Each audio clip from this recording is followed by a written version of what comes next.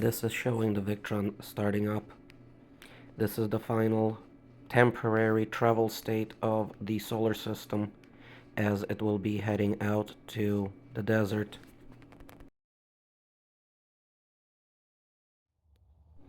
My little temperature, the battery box, all the cables right now. Bus bars are not currently in use. This is the startup sequence, making sure the temperature is within the tolerance of lithium iron phosphate, turning on the battery breaker, checking to make sure that the Victron is online, then turning on the solar breaker. And this is just a quick overview of the mess in the van and the battery box and turning on the inverter. Thanks for watching.